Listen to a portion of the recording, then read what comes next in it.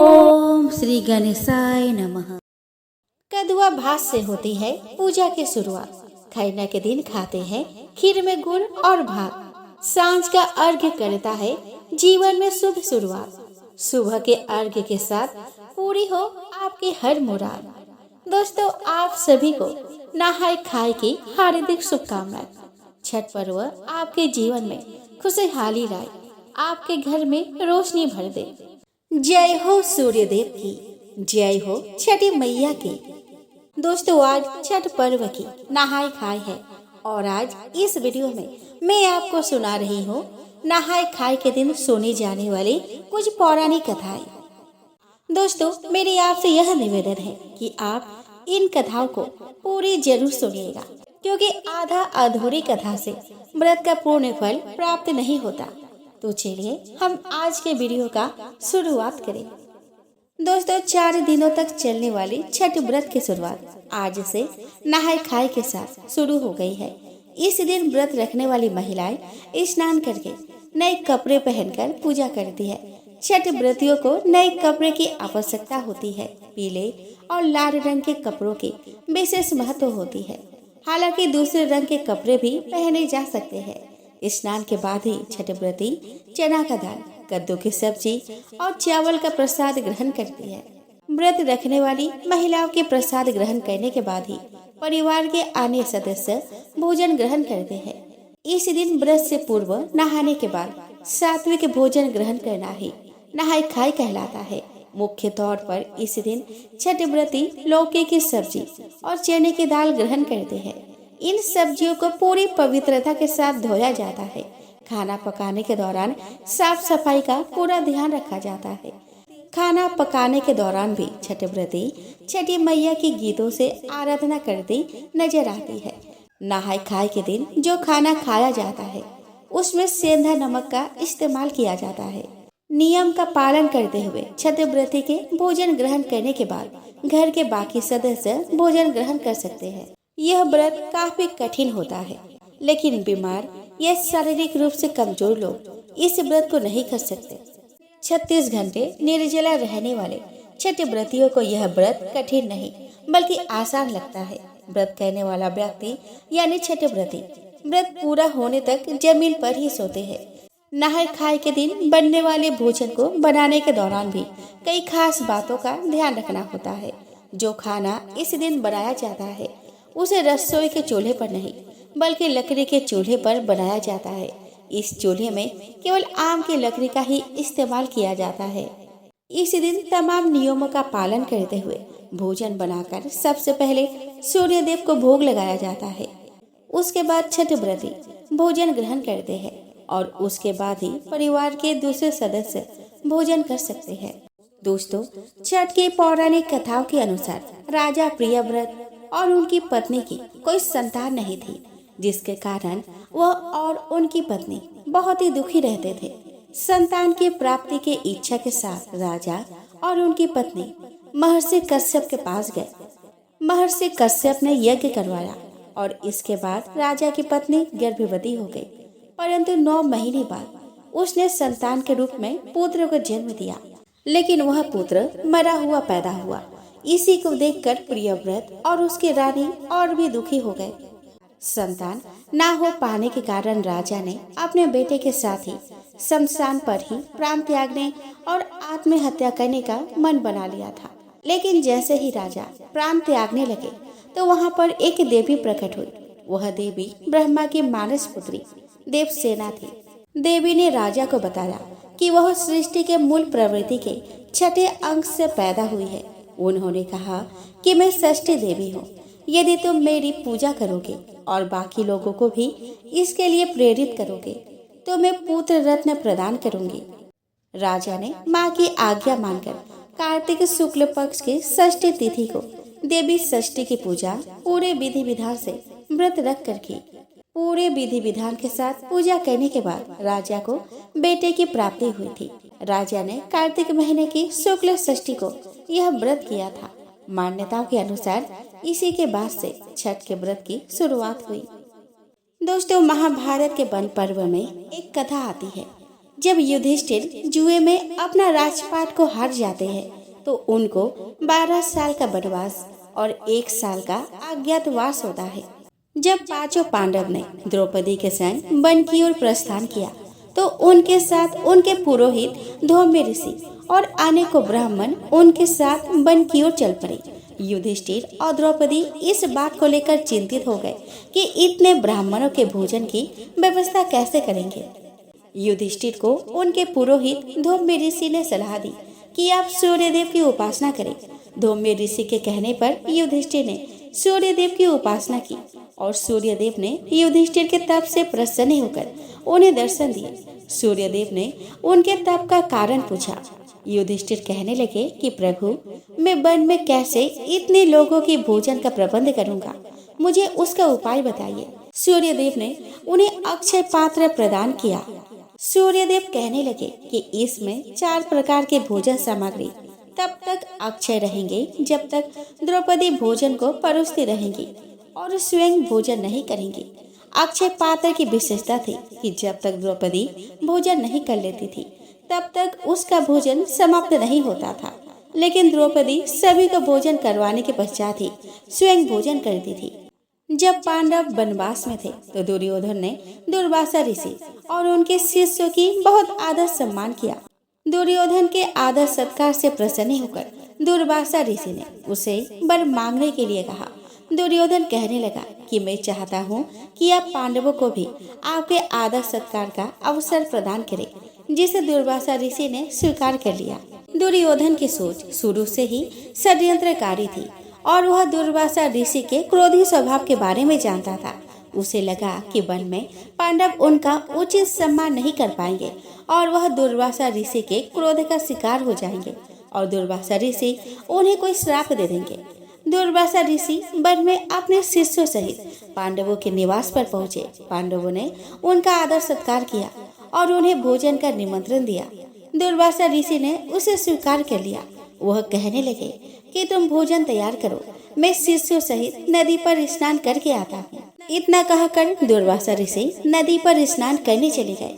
पांडवों के लिए इतने साधुओं के भोजन कराना चिंता का विषय बन गया था, क्योंकि द्रौपदी ने अक्षय पात्र में से भोजन कर लिया था, इसीलिए उससे भोजन प्राप्त नहीं किया जा सकता था। द्रौपदी ने दीनों की लाज रखने वाले श्री कृष्ण का स्मरण किया। केशव, जैसे पहले आपने मेरी लाज रखी थी वैसे मेरी लाज रखना। द्रौपदी के पुकार पर श्री कृष्ण तुरंत वहां पहुंच गए और उन्होंने द्रौपदी से भोजन मांगा। द्रौपदी कहने लगी, माधव, क्यों मेरा उपहास उड़ा रहे हो? श्री कृष्ण कहने लगे कि तुम्हारे पास तो अक्षय पात्र है। द्रौपदी बोली कि माधव, एक दुविधा है कि मैंने उस अक्षय पात्र से भोजन कर लिया है, इसीलिए अब उससे भोजन नहीं मिल सकता।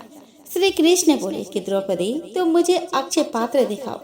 जब द्रौपदी ने श्री कृष्ण को अक्षय पात्र दिया तो उस अक्षय पात्र में उन्हें एक अन्न का दाना चिपका हुआ मिला। जैसे ही श्री कृष्ण ने उसे खाया, उनमें संतुष्टि के भाव आ गया, जैसे कि एक दाने से उनका पेट भर गया है। श्री कृष्ण तो स्वयं जगन्नाथ थे, इसीलिए मानो समस्त सृष्टि का पेट भर गया हो। दुर्वासा ऋषि और उनके शिष्यों को भी ऐसा आभास हुआ कि उनका पेट बहुत ज्यादा भर गया है। वह साधुओं सहित वहां से चले गए और पांडवों के निवास पर नहीं गए, क्योंकि उन्हें लगा कि अगर पांडवों के पास गए तो भोजन खाने से मना करने पर पांडवों को अच्छा नहीं लगेगा। इस तरह से उस दिन श्री कृष्ण ने अक्षय पात्र से अन्न का एक दाना खाने से मानो पूरी सृष्टि तृप्त हो गई हो। दोस्तों, बहुत दिनों की बात है। किसी गांव में विष्णु नाम का एक किसान रहता था। वह और उसकी पत्नी दोनों ही छठ का व्रत किया करते थे। उसकी एक सुंदर कन्या थी जिसका नाम सुकन्या था। सुकन्या के परिवार प्रत्येक साल छठ का व्रत करते थे।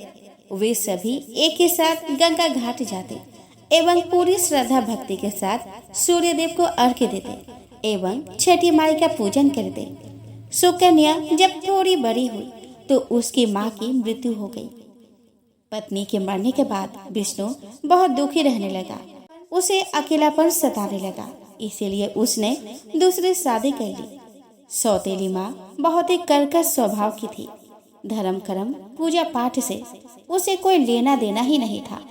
वह सुकन्या को बिल्कुल पसंद नहीं करती थी। उससे वह दिन भर काम करवाती, खाने को ढंग से खाना भी नहीं देती थी। विष्णु भी अपनी नई पत्नी की बातों में आ गया था। उसे सही गलत की कोई सूझ न रह गई थी। कुछ दिनों बाद विष्णु दोबारा बाप बना। उसकी बीवी ने एक कन्या को जन्म दिया। वे दोनों बहनें समय के साथ साथ बढ़ने लगे। सौतेली माँ सुकन्या को बिल्कुल पसंद नहीं करती थी। वह उससे बहुत ही ईर्ष्या करती थी, क्योंकि सुकन्या बहुत ही सुंदर थी, सुशील थी एवं अपने माँ के जैसी धार्मिक प्रवृत्ति की थी।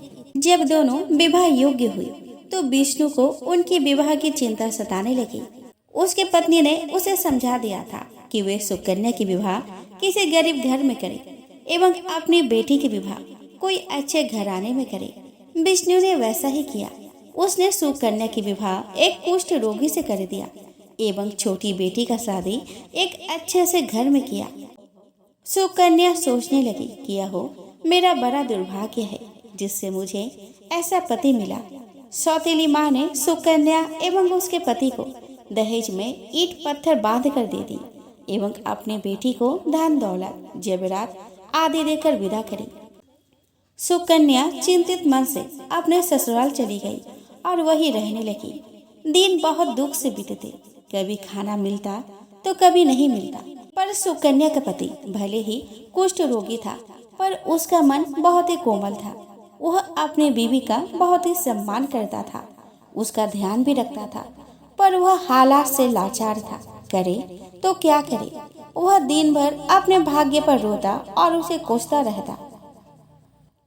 उसे अपनी बीवी पर बोझ बनना अच्छा नहीं लगता था। सुकन्या वन में जाती एवं लकड़ियां चुन कर लाती, बाजार में उसे बेचती। जो पैसे मिलते उसी से घर चलता था। एक बार सुकन्या चिंतित मन से वन में लकड़ियां लाने गई। वहां पर उसने देखा कि बहुत सी औरतें नदी में कुछ कर रही है। नदी किनारे बहुत ही भीड़ भी थी। सभी औरतें लाल पीला साड़ी पहने नदी में खड़ी थी। कुछ पुरुष माथे में डाला लिए नदी घाट पर आ रहे थे। सुकन्या को यह देख बड़ी ही कौतूहल हुई। उसने आगे बढ़कर एक औरत से पूछा कि बहन, यहाँ पे क्या हो रहा है। उस औरत ने कहा कि हम छठ का व्रत कर रहे हैं। सुकन्या ने फिर पूछा कि यह छठ का व्रत क्या होता है और इसके करने से क्या फल मिलता है। इस व्रत में किसकी पूजा की जाती है। वह औरत कहती है कि इस व्रत में हम सूर्य भगवान एवं षष्ठी माँ की पूजा करते हैं। पहले दिन नहा खाए के दिन हम चावल, कद्दू एवं चने के दाल खाते हैं। दूसरे दिन खरना है। खरना में हम खीर और रोटी खाते हैं। तीसरे दिन हम डूबते हुए सूर्य को अर्घ्य देते हैं और चौथे दिन हम उगते हुए सूर्य को अर्घ्य देकर पारण करते हैं। इस व्रत में 36 घंटे निर्जला उपवास रहना पड़ता है, पर पूरी विधि विधान एवं सच्ची निष्ठा के साथ यह व्रत किया जाए तो बाजिन को पुत्र प्राप्त होता है, धन धान्य की प्राप्ति होती है, कुष्ठी को निरोगी काया मिलता है, पुत्र की लंबी आयु प्राप्त होती है और अखंड सौभाग्य की प्राप्ति होती है। यह सब सुनकर सुकन्या ने निश्चय किया कि अगले साल से वह भी छठ का व्रत करेगी। उसने उस औरत से व्रत का विधि विधान जानकर लकड़ी लेकर घर वापस आ गई। उसने अपने पति को इस व्रत के बारे में बताया और छठ व्रत के लिए आज से ही पैसे इकट्ठा करना शुरू कर दी और अगले साल कार्तिक माह आने का इंतजार करने लगी। देखते ही देखते एक साल बीत गया और कार्तिक का महीना भी आ गया। सुकन्या ने साल भर जो पैसे इकट्ठा किए थे उसी से छठ व्रत के लिए पूजन सामग्री खरीद ले आई। सुकन्या एवं उसके पति दोनों मिलकर छठ का व्रत किए। पहला दिन नहा खाई की, दूसरे दिन खरना की, परंतु तीसरे दिन घाट पर जाना था। सुकन्या थोड़ी चिंतित थी क्योंकि उसके पति तो चल फिर नहीं सकते थे और फिर छठ का डाला भी तो उठाना था। अब वह करे तो क्या करे। उसने एक युक्ति सूझी। उसने अपने पति को कंधे पर बैठाया एवं गमछे से उसे बांध लिया और माथे में डाला उठाया एवं छठी घाट की तरफ चलने लगी। बड़ी कष्ट से वह छठी घाट पहुंची। उन दोनों ने पूजन किया। अपने पति को कंधे में लिए ही वह नदी में कमर तक पानी में खड़ी रही। नदी के पानी में 5 बार डुबकी लगाई। फिर प्रातःकालीन उगते सूर्य को अर्घ्य भी दिया। छठ व्रत के प्रभाव से जल्दी ही सुकन्या का पति स्वस्थ हो गया। उसके गले हुए सारे अंग वापस आ गए। इस तरह उन दोनों ने पूरी श्रद्धा भक्ति से 5 साल छठ का व्रत किया। 5 साल में उसका पति बिल्कुल स्वस्थ हो गया एवं छठी माई की कृपा से उसे पुत्र रत्न की प्राप्ति हुई। सुकन्या के पति ने अपना व्यापार शुरू कर दिया। देखते ही देखते वे धनवान बन गए। एक दिन सुकन्या को उसके मायके की बहुत याद आई। वह पालकी पर सवार होकर अपने मायके गई। वहाँ पर वह क्या देखती है कि उसके सौतेली माँ और बहन रास्ते पर भीख मांग रहे हैं। सुकन्या उनसे अपने पिता के बारे में पूछी और उनकी हालत के बारे में पूछी कि उनका हालत ऐसा क्यों हुआ और बहन ससुराल से कैसे आई और इसका ऐसा हालत क्यों है। सौतेली माँ सुकन्या को देखकर बहुत ही रोने लगी और बोलने लगी कि बेटी मुझे माफ कर दो, मैंने तुम्हें दुख दिया, उसी की सजा हमें मिली है। तुम्हारी बहन को उसके ससुराल वालों ने घर से निकाल दिया है उसी के शोक के कारण, और तुम्हारी याद में तुम्हारे पिता ने अपने प्राण त्याग दिए हैं। अब हमारी देखभाल करने वाला कोई नहीं है। हम दाने दाने के लिए मोहताज हो गए हैं। मुझे माफ कर दो बेटी। सुकन्या को उनकी दुर्गति पर बहुत तरस आया। उसने उन दोनों को बड़े ही आदर सत्कार के साथ अपने घर ले आई। दोस्तों, अगले साल फिर से छठ का व्रत आया। दोनों बहनों ने मिलकर छठ का व्रत किया। छठ व्रत के प्रभाव से सुकन्या की छोटी बहन के ससुराल से खबर आया कि वह उसे लेने आ रहे हैं। बड़े धूमधाम के साथ छोटी बहन की विदाई की गई। वे लोग खुशी खुशी रहने लगे। तो हे छठी मैया, जैसे आपने सुकन्या को अखंड सौभाग्य प्रदान की, वैसे सबके करना। जैसे आपने उसके बहन के भाग्य सवारे, वैसे सबका संवारना। तो प्रेम से बोलिए, छठी माई की जय हो, सूर्य देव की जय हो। दोस्तों, एक नगर में एक ब्राह्मण और ब्राह्मणी रहते थे। वे निसंतान थे, अतः संतान प्राप्ति की लालसा से वे छठ व्रत करते थे। वे कार्तिक मास एवं चैत्र मास के दोनों छठ करते थे। उनके घर से छठी माई का घाट बहुत ही दूर था। माथे पर डाला रख एवं निर्जला उपवास में जाने आने में उन्हें बहुत ही कष्ट होता था, पर फिर भी वे हारे नहीं और लगातार छठ का व्रत करते रहे। ऐसे ही कई साल बीत गए। उनके आधे उम्र भी बीत गए, पर छठी माई अब तक कोई कृपा नहीं करी। फिर से कार्तिक का महीना आया और वह ब्राह्मण दंपति फिर से छठ का व्रत रखे। प्रातःकालीन अर्घ्य देकर घर लौट आए। चलते चलते वे दोनों बहुत ही थक गए थे। फिर घर आकर पारण के लिए खाना भी तो पकाना था। ब्राह्मणी घर आई तो पारण के लिए खाना पकाने बैठी और अपने पति से बोलने लगी कि हमारा एक पुत्र होता तो कितना अच्छा रहता। पुत्र बहू आती तो हमें घर वापस आने पर खाना बना हुआ मिलता और बहू घर का काम भी कर देती। अपनी पत्नी की बात सुनकर ब्राह्मण ने कहा कि तूने बात तो सही कही है, चल मैं तेरे लिए बहू ला ही देता हूँ। ब्राह्मण ने कहा कि एक पोटली में आटा डालकर कुछ मोहरे रख दे। ब्राह्मण के कहे अनुसार उसने पोटली बांध कर दे दी और पोटली लेकर ब्राह्मण चला गया। ब्राह्मण को सफर के दौरान गंगा के किनारे बहुत ही सुंदर लड़कियां दिखाई दी। वे रेत में घर बनाकर खेल रही थी। उनमें से एक लड़की ने कहा कि मैं अपना घर नहीं बिगाड़ूंगी, मुझे तो रहने के लिए यह घर चाहिए। लड़की की बात सुनकर ब्राह्मण मन ही मन सोचने लगा कि बहू बनाने के लिए यही लड़की उचित है। जब वह लड़की जाने लगी तो ब्राह्मण भी उसके पीछे पीछे उसके घर तक चला गया।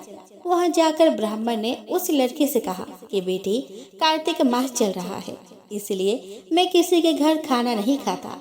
मैं अपने साथ आटा लेकर आया हूँ। तुम अपने माँ से पूछो कि क्या वह मेरे लिए आटा छानकर 4 रोटी बना देगी। यदि वह मेरा आटा छानकर रोटी बनाएगी तो ही मैं रोटी खाऊंगा। लड़की ने जाकर अपने माँ को यह सारी बात बताई। माँ ने कहा कि उचित है, जाकर ब्रह्मदेव से कह दो कि वह अपना आटा दे दे, मैं उसका रोटी बना दूंगी। जब वह आटा छानने लगी तो आटे में से मोहरे निकली। वह सोचने लगी कि जिसके आटे में इतनी मोहरे है उसके घर में कितनी मोहरे होंगी। जब ब्राह्मण खाना खाने बैठा तो लड़की के माँ ने उस ब्राह्मण से पूछा कि क्या आपका कोई लड़का है और क्या आप उस लड़के की सगाई करने जा रहे हो। यह सुनकर ब्राह्मण ने कहा कि मेरा लड़का तो काशी पढ़ने गया हुआ है, लेकिन यदि तुम कहो तो खांड कटोरे से विवाह करके तेरी बेटी को अपने साथ ले जाओ। लड़के की माँ ने कहा कि ठीक है ब्राह्मण देवता। इस पर लड़के की माँ ने लड़के की खांड कटोरे से शादी करके ब्राह्मण के साथ भेज दिया। ब्राह्मण ने घर आकर कहा कि ये रामू की माँ, दरवाजा खोल कर दे, मैं तेरे लिए बहू लेकर आया हूँ। ब्राह्मण की पत्नी भीतर से ही बोली कि हमारे तो कोई बेटा बेटी नहीं है, तो बहू कहाँ से आए, दुनिया ताने मारती है, अब आप भी मारने लगे। ब्राह्मण ने कहा कि तू दरवाजा खोल कर तो दे। जब ब्राह्मणी ने दरवाजा खोला तो सामने बहू को खड़ी देखा। उसने बहू का स्वागत किया और आदर सत्कार से अंदर ले गई। अब जब भी ब्राह्मण अपने पत्नी के साथ छठी माई के घाट जाता तो पीछे से बहू घर का सारा काम करके और खाना बना कर रखती थी। वह उनके कपड़े धोती, रात को हाथ पैर भी दबाती थी। एक बार की बात है, जब ब्राह्मण और ब्राह्मणी छठी माई के घाट जा रहे थे तो ब्राह्मणी ने अपने बहू से कहा कि बहू, चूल्हे का आग बुझने मत देना। परंतु उस दिन कुछ समय के लिए बहू की आंख लग गई और चूल्हे की आग बुझ गई। यह देखकर बहू घबरा गई और भागी भागी अपने पड़ोसन के पास गई और बोली कि मेरे सास ससुर छठी माई के घाट गए हैं, वे आएंगे तो व्रत का पालन करेंगे, मुझे उनके लिए खाना पकाना है, मुझे थोड़ी आग चाहिए। यह सुनकर पड़ोसन ने कहा कि तू तो बावली है, तुझे यह सुनकर पड़ोसन ने कहा कि तू तो बावली है, तुझे यह दोनों मिलकर पागल बना रहे हैं। इनके कोई पुत्र नहीं है, ये निसंतान है, इसी के लिए वे कई सालों से छठ का व्रत कर रहे हैं। बहू ने कहा कि नहीं, ऐसा मत बोलो, इनका बेटा तो बनारस काशी में पढ़ने गया हुआ है। इस पर पड़ोसन ने कहा कि यह तुझे झूठ बोल कर लाए है, मेरी बात सच मान, इनके कोई बेटा नहीं है। आप बहू पड़ोसन के बातों में आ गए और कहने लगी कि अब आप ही बताओ कि मैं क्या करूं। पड़ोसन ने कहा कि करना क्या है, जब तुम्हारे सास ससुर आए तो जली हुई रोटियां बना कर देना और बिना नमक के दाल बना कर देना, खीर की कड़छी दाल में और दाल की कड़छी खीर में डाल देना। पड़ोसन ने उसे अच्छे से सिखा पढ़ा दिया। फिर जब उसके सास ससुर घर आए तो उसने ना तो उनका आदर सत्कार किया और ना ही उनके कपड़े धोए। जब उसने सास ससुर को खाना दिया तो सास बोली कि बहू, आज यह रोटियां जली हुई क्यों है और दाल भी आलूनी है। तब बहू ने पलटकर कहा कि एक दिन ऐसा खाना खा लोगे तो कुछ बिगड़ नहीं जाएगा। सास ससुर को खरी खोटी सुनाकर वह फिर से पड़ोसन के पास गई और बोली कि अब आगे क्या करना है। पड़ोसन ने कहा कि अगली बार जब तुम्हारे सास ससुर छठी माई के घाटी जाए तो तुम उस दिन उनसे 7 कोठों की चाबी मांग लेना। अगले साल फिर कार्तिक का महीना आया, फिर ब्राह्मण और ब्राह्मणी छठी माई के पूजन के लिए छठ घाट जाने लगे तो बहू अड़ गई कि मुझे 7 कोठों की चाबी चाहिए। तब ससुर ने कहा कि इसे चाबी दे दो। तब सास ने बहू को चाबी दे दी। सास ससुर के जाने के बाद जब बहू ने दरवाजे खोले तो देखा कि किसी में अन्न भरा है, किसी में धन भरा है और किसी कोठे में बर्तन पड़े हैं। तब उसने सबसे ऊपर का 7वां कोठा खोला तो देखा कि कार्तिक के ठाकुर, राई दामोदर, तुलसी का बिरवा और गंगा यमुना और 33 कोटि देवी देवता विराजमान है। वहीं पर एक लड़का चंदन के चौकी पर बैठा माला जप रहा है। यह सब देखकर उसने लड़के से पूछा कि तुम कौन हो। तब लड़का बोला कि मैं तेरा पति हूँ, अभी दरवाजा बंद कर दे, जब मेरे माता पिता आएंगे तब दरवाजा खोलना। यह सब देखकर बहू बहुत खुश हुई और 16 श्रृंगार कर सुंदर वस्त्र पहनकर अपने सास ससुर का इंतजार करने लगी। उसने अपने सास ससुर के लिए अच्छे अच्छे पकवान बनाए। जब उसके सास ससुर घर आए तो उसने उनका आदर सत्कार किया और प्रेम पूर्वक खाना खिलाया और हाथ पर दबाने लगी। पैर दबाते दबाते बहू ने कहा कि माँ, आप इतनी दूर छठी माई के घाट क्यों जाती हो? इतनी दूर जाने आने में आप थक जाती हो, इसीलिए आप घर पर ही छठी माई का व्रत क्यों नहीं करती? यह सुनकर सास कहने लगी कि बेटी, गंगा यमुना तो घर पर नहीं बहती है। तब उसने कहा कि हाँ माँ जी, बहती है, चलो मैं आपको दिखाती हूँ। जब बहू ने 7वां कोठा खोलकर दिखाया तो उसमें कार्तिक के ठाकुर, राय दामोदर, तुलसी का बिरुआ और गंगा यमुना बह रही है और 33 कोटि देवी देवता विराजमान है। वही चौकी पर बैठा एक लड़का माला जप रहा है। माँ ने उसे देखकर कहा कि बेटा, तुम कौन हो? लड़का बोला कि माँ, मैं तेरा बेटा हूँ। तब ब्राह्मणी ने पूछा कि तू कहाँ से आया है? लड़के ने जवाब दिया कि मुझे छठी माई ने भेजा है। माँ ने कहा कि बेटा, यह संसार कैसे मानेगा कि तू मेरा बेटा है? माँ ने कुछ विद्वान पंडितों से मदद मांगी। पंडितों ने कहा कि इस पार बहू बेटा खड़ी हो जाए और उस पार माँ खड़ी हो जाए। माँ ने चमड़े की अंगियां पहनी हो और छाती में से दूध के धार निकलकर बेटे के दाढ़ी मूछ भीगे और पवन पानी से गठजोड़ा बने, तब मानेंगे कि यह इस माँ का ही बेटा है। उसने ऐसा ही किया। चमड़े की अंगियां फट गई और छाती में से दूध की धार निकलकर बेटे के दाढ़ी मूछ भीग गई। पवन पानी से बहू बेटे का गठजोड़ा बंध गया। यह सब देखकर ब्राह्मण और उसके पत्नी की खुशी का ठिकाना न रहा। तो दोस्तों, यह थी छठी माई की व्रत कथा। हे छठी माई, जैसे ब्राह्मण और ब्राह्मणी को बहू बेटा दिया, वैसे सबको देना। छठी माँ का कथा कहने, सुनने और होंकारा भरने वाले सब पर कृपा करना।